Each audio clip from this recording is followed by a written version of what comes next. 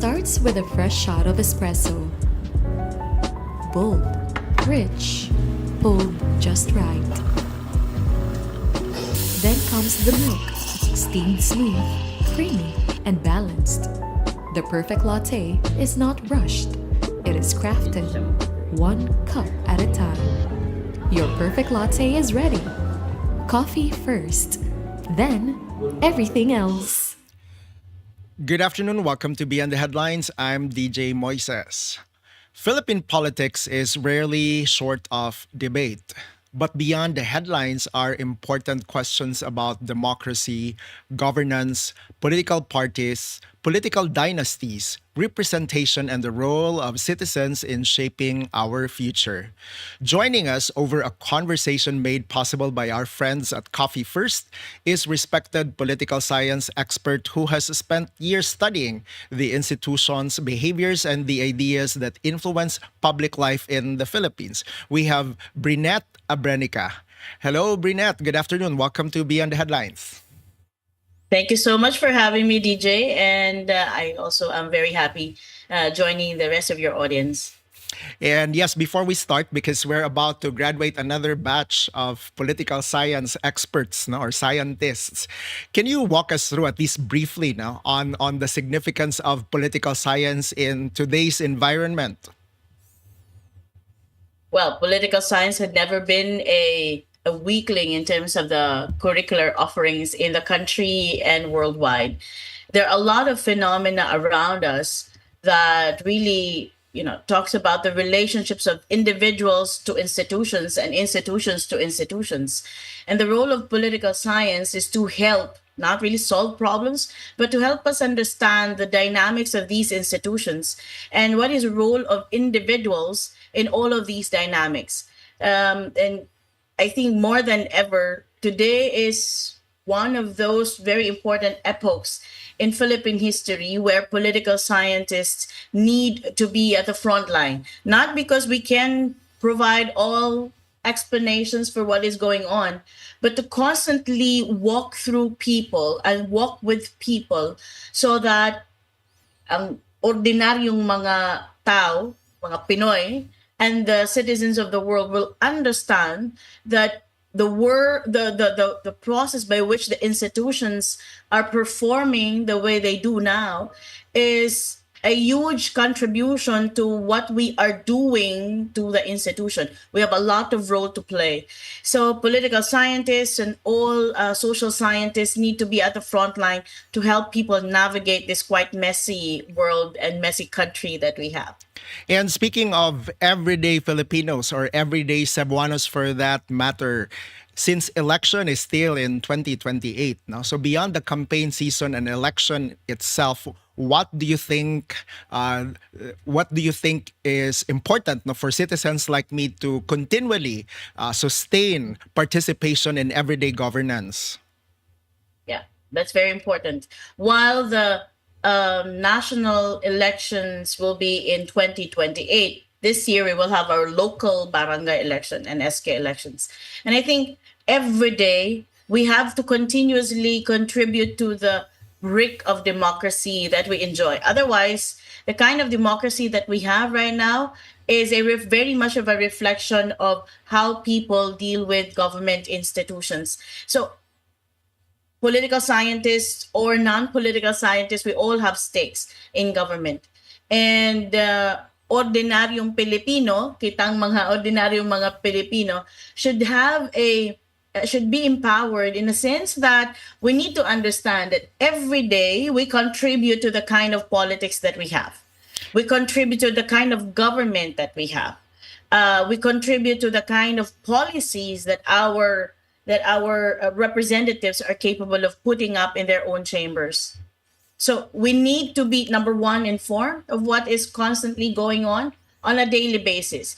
That is why mainstream media, and now with social media getting in, contributing its thoughts in the conversation, they are important sources of information.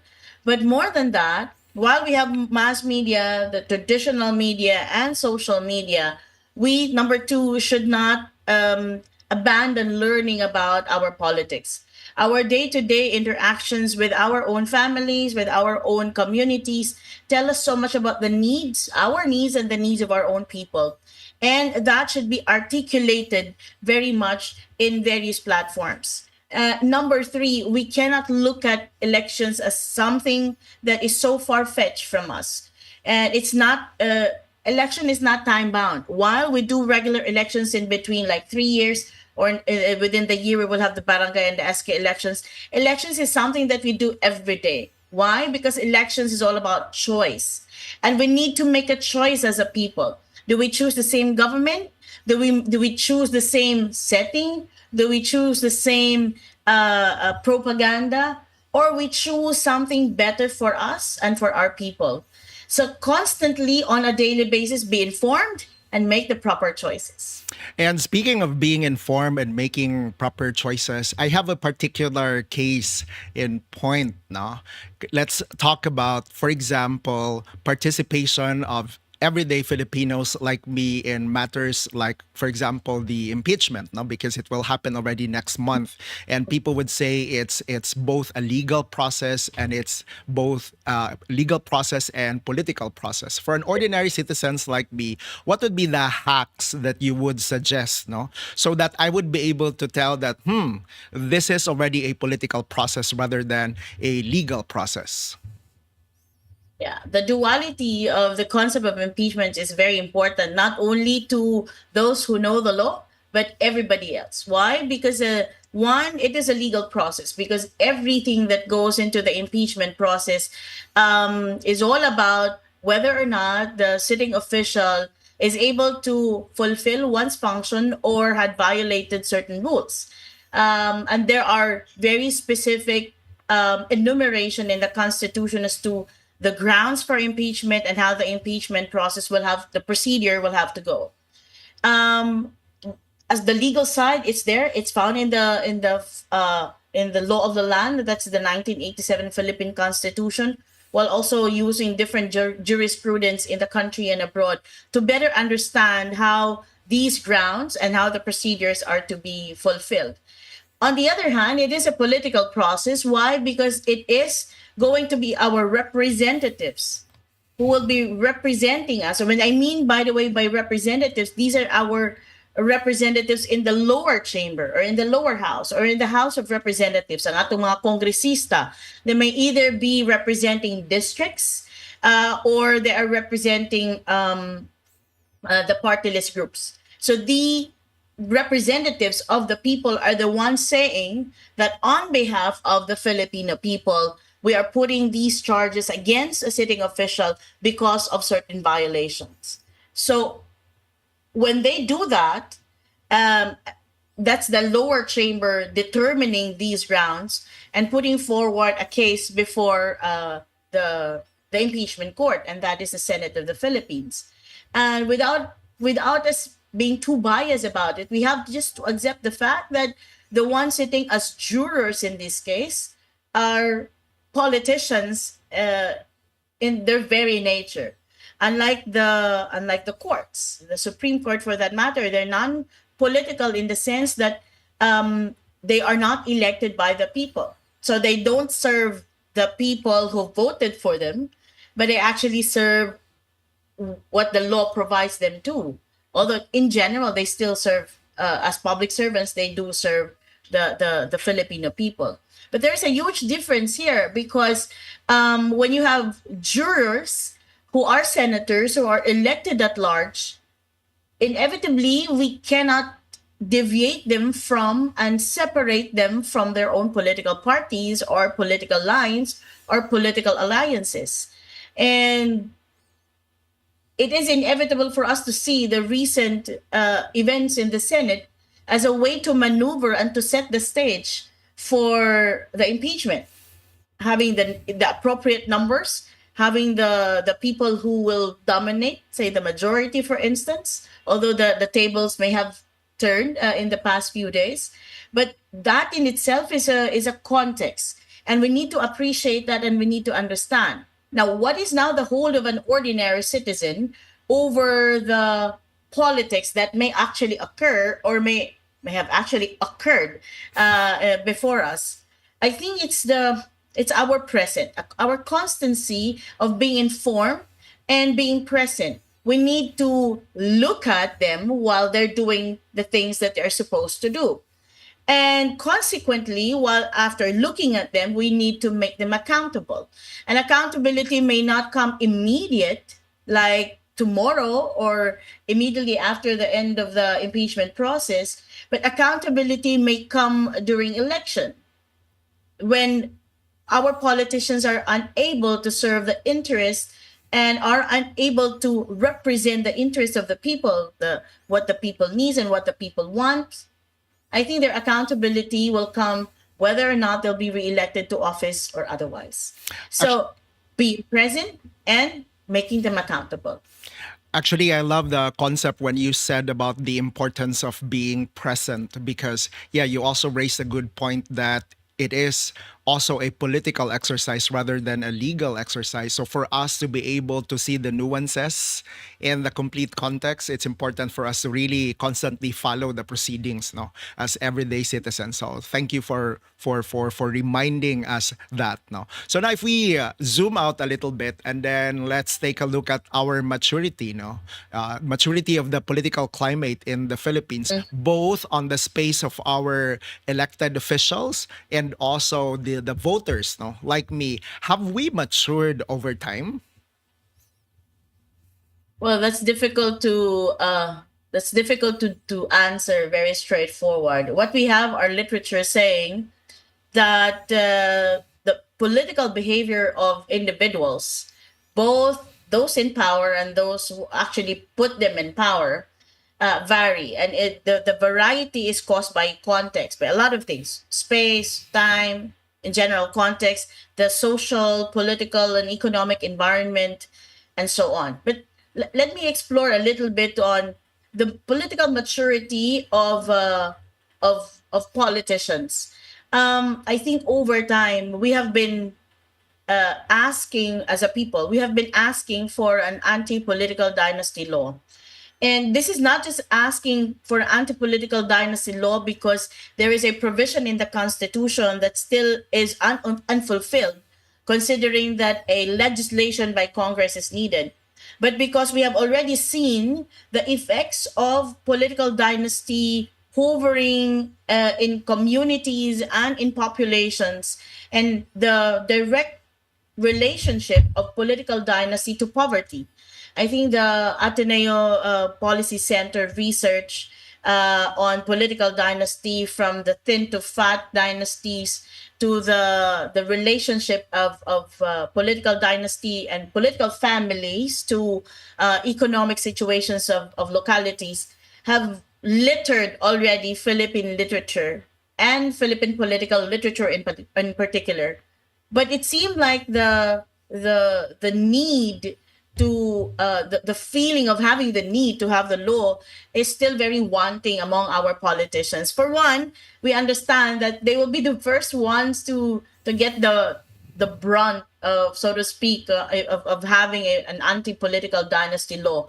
It will be because they will be defining themselves. So in that case, this is just one scenario. This is just one condition and one circumstance. For me, the level of maturity of our politicians still is not that high. Or shall I say, many of our politicians has still relied on popularity, on family dynamics, on their family clout, on patronage as a means to get elected. So we have seen the scandals on flood control involving families and so on and so forth. How the economic bureaucrats have really conquered spaces within politics. They're not sitting there, but they're influencing so much with how budgets are allocated and so on. So that for me is my very crude assessment of politicians.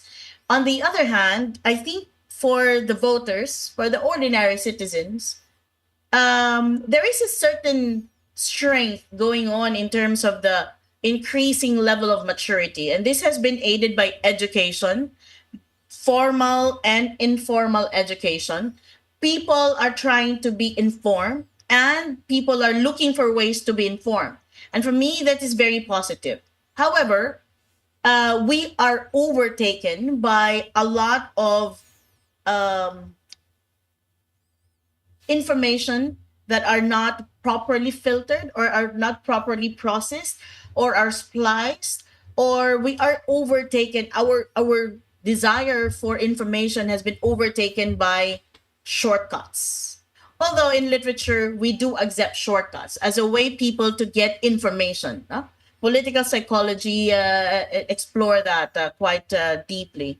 However, if we are very reliant on cognitive shortcuts and we are unable to actually process very big information into something chewable and something that we can actually use for decision making, then that becomes difficult in this day and age when attention span is very short, and there are available very short shortcuts in 30 seconds or even in 10 seconds. You get information, and these are stored in our brains quite powerfully, and we are just unconscious that they are helping dictate the way we make political decisions or the way we look at the political landscape. Now, for me, even if there is this desire to be informed, because we are overtaken by algorithms with shortcuts, then perhaps our political maturity is backsliding. Our political maturity is going back and forth, no?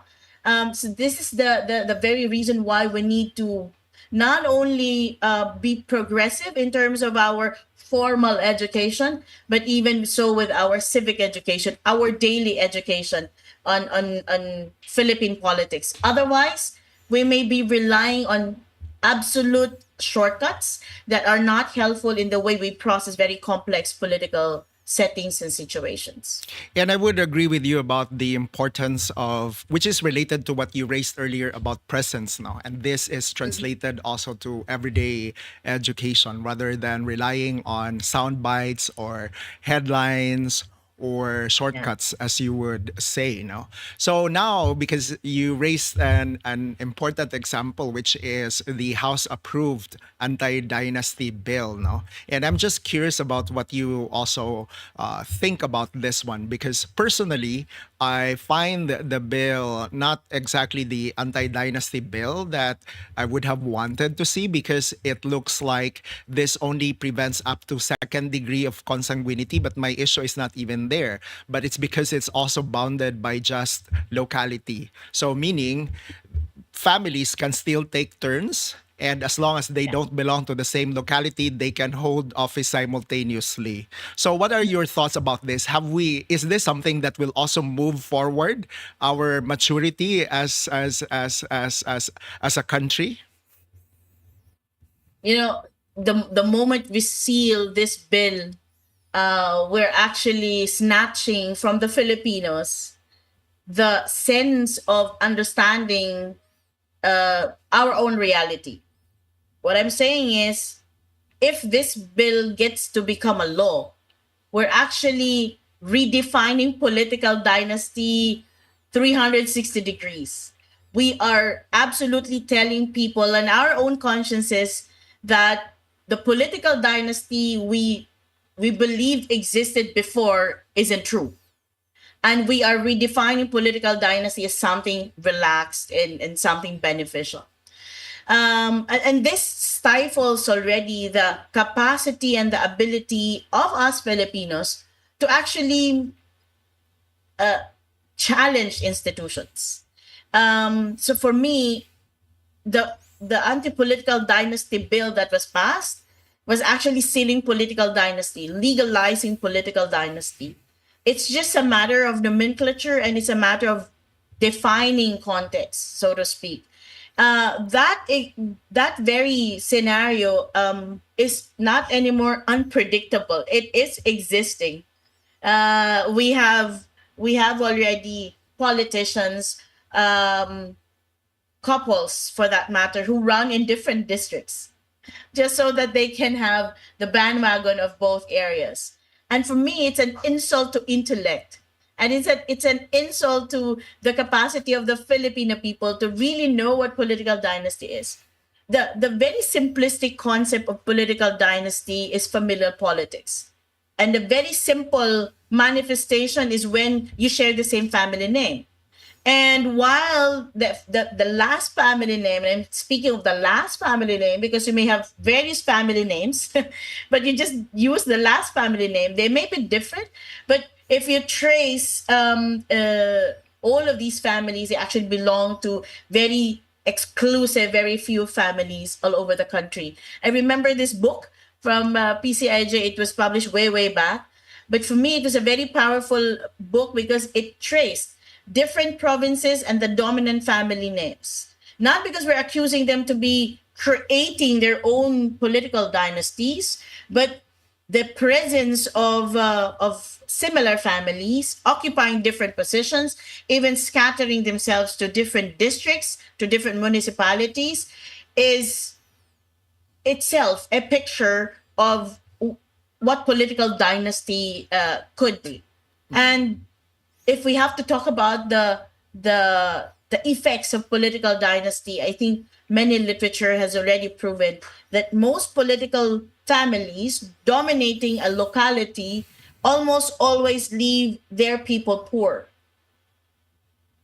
And what could have been the reason?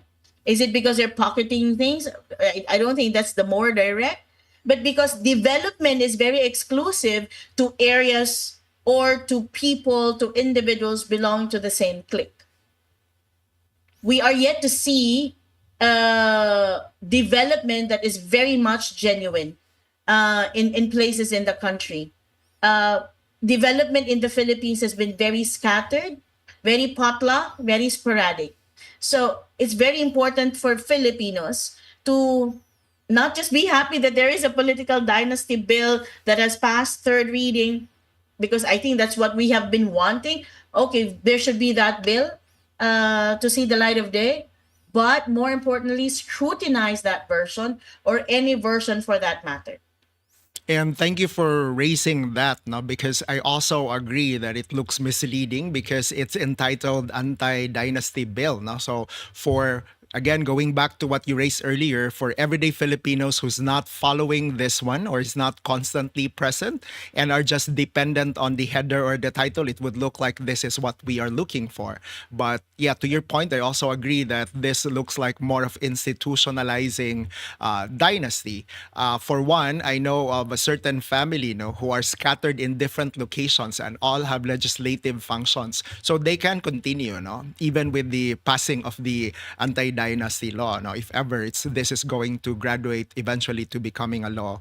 So now let's go to our party system also, because I learned somewhere, and I'm also curious about your thoughts. I've learned somewhere that among the reasons why our leaders just switch from one party to the other depending on what's convenient to them, because our party system also is not strong, no? I'm also curious about what are your thoughts about our current political party system. Yeah, I will have to be bold to say that we don't really have a political party system in the Philippines. We have political parties to slate candidates during election. I think that we have. We have alliances of groups. But in terms of the party system, that is something we have not established, even way, way before, no? The Nacionalista Party, the Federal, and so on and so forth, Partido Federal ng Pilipinas, they were one of the old parties. A political party system is supposed to, number one, articulate the interest of the people. So that's very basic. Why do you have political parties? Because you have people to represent. And the political party becomes a means, a vehicle to slate politicians, slate candidates during elections who will articulate those interests. That's very fundamental of a political party, of a political party system that must exist in a country. Representation. Number two, political party system is there to provide dynamics for dialogue, so that even if they don't get a position in government, political parties continue to exist because they do lobbying. They continue to push these interests to different institutions, and these institutions will have to provide them spaces through lobbying and so on and so forth. So political parties exist not only during election. So they are there for representation. They are actually there to continue what they're supposed to represent even through lobbying. And number three, political parties are supposed to stand their ground. What I mean by this is why we have a political party system, so that people will understand that in the country, there are stands that we have to make because there are circumstances that may be surrounding us, and this is very vital and very important. If we don't have political parties who actually work even beyond elections, then our party system is dead. And in the country now, that is the phenomenon we're seeing. We have political parties and we have political alliances who best slate candidates, no? But not necessarily do the first thing I said, which is to represent interest. They simply slate candidates. They simply carry politicians. They simply bring politicians together. They simply accept donations and to be used for campaigns, but they're not representing an interest. And this is one of the things I'd like to strongly underscore, that if our politics is not grounded in interest, our politics is highly personalistic and our politics is highly person centered. So the moment we deviate from interest and we focus on the personality, we focus on individuals, then we are very personalistic in our approach. And what kind of policies do we expect from that? Policies that are also very much person centered, very personalistic, and never interest driven. And I'm also actually hoping for the day, no, that we would be electing platforms, no, into office and not necessarily personalities, because I also agree with what you just said. That's why in the Philippines it's just easy to switch from one party or the other, and the tendencies and the patterns, at least that I notice, is people would switch to the ruling party always, no. Almost always. So that's Almost why, always. yeah, so that's why there is no check and balance. So just in case you would be given a chance, no, to actually improve this particular area, because I really think that this is also one area that should be strengthened to for us to mature, no, as a country. What would be the changes that you would want to be in place? Well, that's a tough question. I know. Now, I know it's easier to be a political scientist than to think of being a politician because your landscape changes. But from the point of view of someone who has studied and who actually journeyed with people who do study our political, our electoral, and our government system, while we have very strong laws and while we have very strong integrity mechanisms, they are all there, I have to tell you. We are very poor in terms of implementation. Number two, we have many laws. No? Name it. I think in one literature review, it says that the Philippines has the almost complete laws compared to other countries. But we are still down to the same issue, poor implementation. And poor implementation actually results to poor accountability. So having that as premises, if given the chance, what we need to strengthen is to strengthen our implementation of our good laws and our good mechanisms, and to really make people accountable. It is very difficult to convince people to believe in government, not because government is unable to perform its functions, but because government is so slow to make people accountable. I am also a member of the Cebu Anti-Corruption Coalition, and this coalition came about because of the flood control problems that the country have seen in the past year, while corruption has already been there for a long, long time, or older than you and I suppose.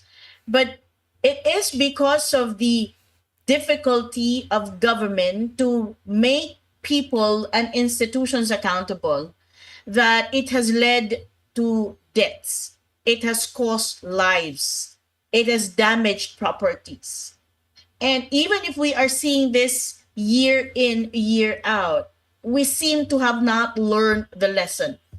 Since Tino in November 4, 2025, people are asking, in Cebu in particular, who have we made accountable? And we have not seen one or two or three, because we are still ongoing investigation and so on and so forth, and we are layering all of these issues one after the other. So it is very important to implement laws properly and to make people and institutions accountable. And yes, I'm one with you, no, that I have yet to hear, no, and I think we don't even need to go far, no, we can just stay in Cebu, considering the effects of Tino, and that would have been enough pain, no, to hold people accountable. But unfortunately, yeah, that nothing has been significantly done in that area. The other thing also, and you can also comment on this, while I'm also seeing at least some big fishes that are being investigated, but the reason why I raise the party system, because it would appear like there's also a line, no? So that only this part are held accountable, but the other part is also not, no? And I'm also hoping for the day that it won't matter. There's no line in between. We can hold accountable regardless of which side they are in, no? And Yeah, that, it's very true. Yeah. okay, sige, Yeah, I thought you're going I to say something. yes. When I hear stories of accountability being implemented in countries like Singapore, in Thailand, these are our neighbors. We belong to the same playground, so to speak. I just really hope we share the same culture of accountability as theirs.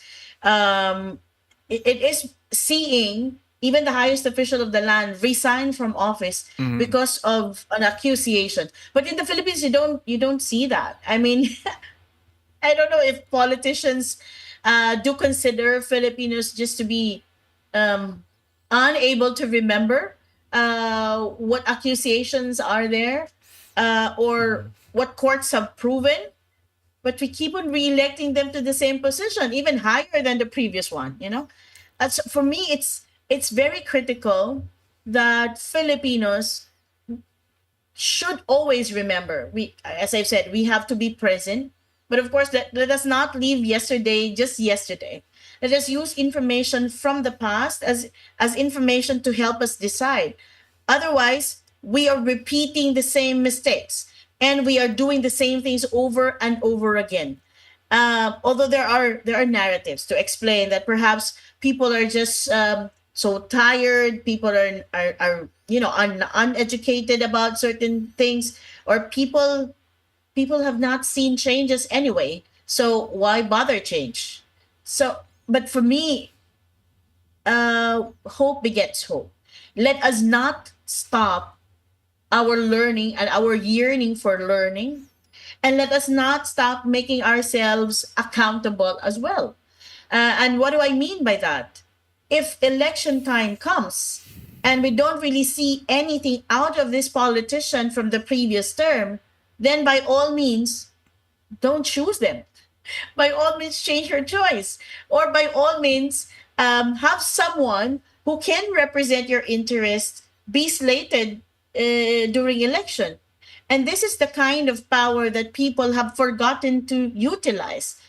People may have forgotten that the force is with them. No, the power of government emanates from people, from us, and people may have forgotten that while there are politicians who have the capacity to launch a campaign, and perhaps buy people's vote, the general population has that power of numbers who can really slate someone who can carry their interest and have that space in government intended for them.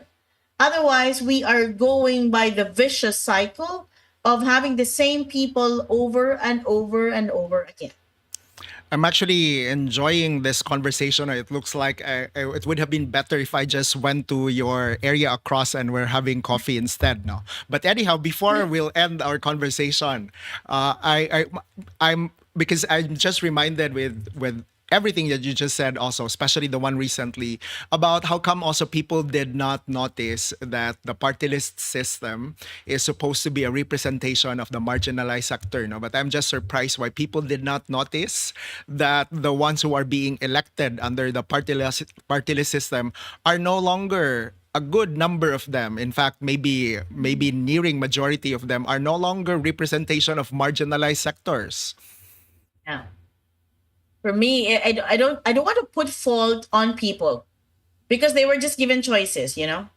For me, it's the fault of the educated, the ones who actually understood the law and did the workaround of the law and a maneuvering of the law to justify marginalization. Imagine security guards being marginalized. I don't question that at all if indeed they are marginalized, but someone representing them, first nominee or second nominee, the son of a former president, how come that is a valid representation? So for me, I don't put fault on people because by the interest put forward by the different partless groups, they seem to be legitimate. I mean, if you look at the communities around the country, there could be, and I'm using could, there could be some marginalization. But what's worse in the country, what's worse in the Philippines is the educated people, the ones who have a hand on government, the ones who have access to political spaces, the ones who can make representation. They're the ones working around and justifying that their nomination is a valid representation of a marginalized group. That for me is a blunder. Sorry for the term. Why does it pain me, so to speak? Why is it so hurting? It's because we're fooling ourselves and we're fooling the Filipino people. In an ordinary farmer from an upland community, one has to travel 30 minutes to an hour from home to the nearest elementary school to actually vote. And I've seen this as a simple volunteer for over 20 years.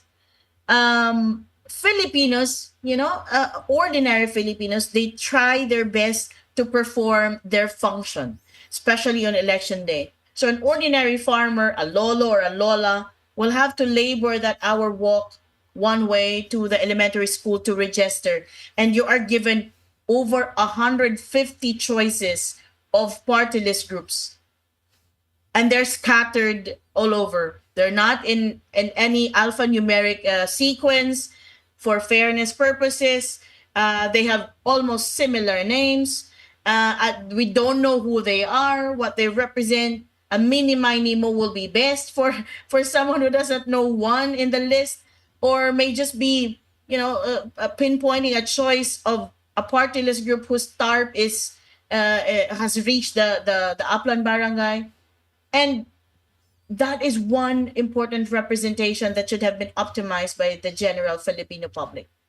So this is an appeal, so to speak, no? For the ones who have the access, for the ones who have the capability to represent. Please spare the Filipinos. Give space for those who genuinely represent the marginalized. There are many of them, though. Women, children, farmers, fisher folk, urban communities. You have a lot. Political machinery has continuously invaded even the party list system. And when I speak of political machinery, I'm speaking of money, I'm speaking of political clouds, I'm speaking of political dynasties backing up and supporting party list groups. So this is an appeal.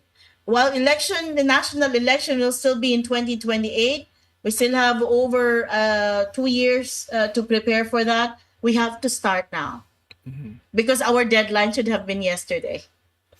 Yeah. Okay. So I'm enjoying like what I said this conversation, and hopefully we can have more of this. No, as the impeachment, for example, would unfold and other interesting developments in the country. But for now, Brenette, before we end this conversation, I'm also curious about what gives you hope about Philippine politics. Yeah, I think this is something very personal already. Not because I'm a teacher of political science. That's not all. If I was just a political science teacher, because I graduated from political science and I'm stuck with my students and my class, uh, the perspective would be different. But personally, it is because of my engagement and my advocacies, and what realities I have seen firsthand when I am on ground. When people actually ask, who do I vote during this election? I mean, that is a very personal question. And asking another individual who to vote gives me a sense of hopelessness on this individual. That instead of thinking and processing and appreciating that freedom to choose, he or she relies on someone else. Maybe it's just too messy for one to process. So for me, seeing that example, seeing that scenario of someone on the ground when we go to our political education in parishes gives me hope that it's not about me, it's about the general population. Seeing people who suffer HIV and AIDS because they are unaware of the different benefits that government is supposed to provide them, because they lack information, that gives me hope that there are people that needs information. They need to be cared for and need to be linked to care. That gives me hope. And when people continue to fight, I'm not expressing a violent fight, no, but people who still believe that things can be done and things can change. Though slow it may be a process, but as long as I see people who continue to fight on behalf of others and on behalf of the only Philippines we have, that gives me hope. So people on the ground, people who needs to be cared for, and people who continue to fight. That gives me so much hope that despite the mess and despite our difficulty as a country, we can still have more for the Philippines. So thank you very much, Brenette, no, for your time and your expertise. And thank you for joining us today. And thank you, Coffee First, for supporting conversations that matter. So, politics is not only about elections, parties, or public officials, it's also about citizenship, participation, and the choices we make as a society. The future of any democracy depends not only on those who seek public office, but also on those people like us who choose them. So I'm DJ Moises. This is Beyond the Headlines. Have a good afternoon.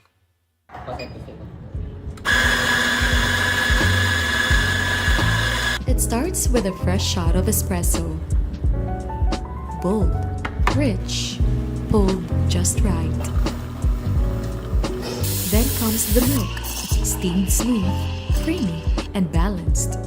The perfect latte is not rushed. It is crafted, one cup at a time. Your perfect latte is ready. Coffee first, then everything else.